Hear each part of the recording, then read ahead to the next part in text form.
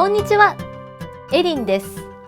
今日も一緒に日本語を勉強しましょう。The Japanese is very different from other cultures in the sense that we have suffixes to put after people's names, each of them with a different connotation. Some show huge amounts of respect, whereas others are extremely friendly and casual. These are really useful when you're socializing. There will be occasions where you want to be formal, and other times where you want to come across as friendly and approachable, and not too corporate. You know it. It's the san, kun, and chan you hear all the time in anime and Japanese dramas. Let's master these words and their uses, so you don't make an embarrassing mistake in public and are able to be polite and friendly at the same time. The most basic suffix you can add at the end of people's names is san. San is very versatile. It can be applied for people older or younger, close or not so close. You can add it at the end of people's last names or first names. For example, I can call my boss Yamada-san, attaching the san after their last name.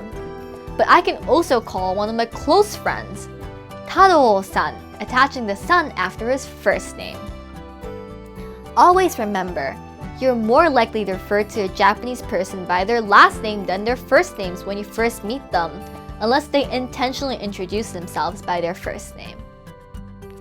Chan and kun are used to refer to either people that are relatively close to you or younger than you. You would attach a chan after a girl's name, whereas kun for boys. For example, my mom would call me Erin-chan because I'm younger than her and I'm close to her. My close friends, both my age group and older, would call me Erin-chan as well. Kun is used in a similar manner. However, kun is interesting in the sense that it's occasionally used in corporate settings by superiors to subordinates. For example, even if the subordinate is female, an older male boss may refer to them as Tanaka-kun, attaching kun, a usually masculine suffix after their name. However, the female subordinate would not do the same to their boss.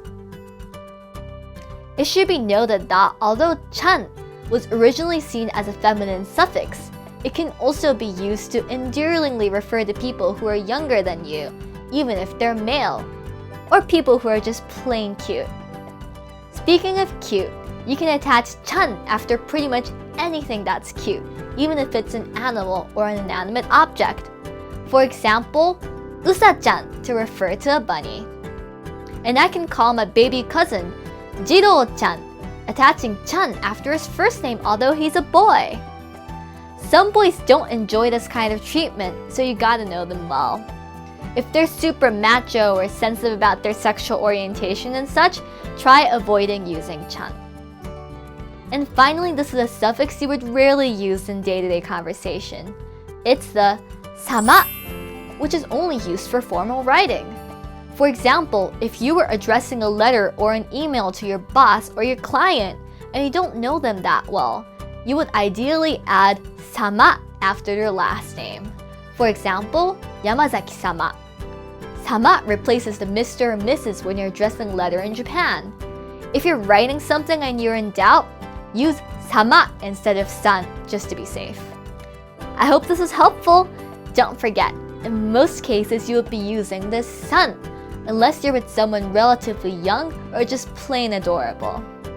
次回もお楽しみに。またねー。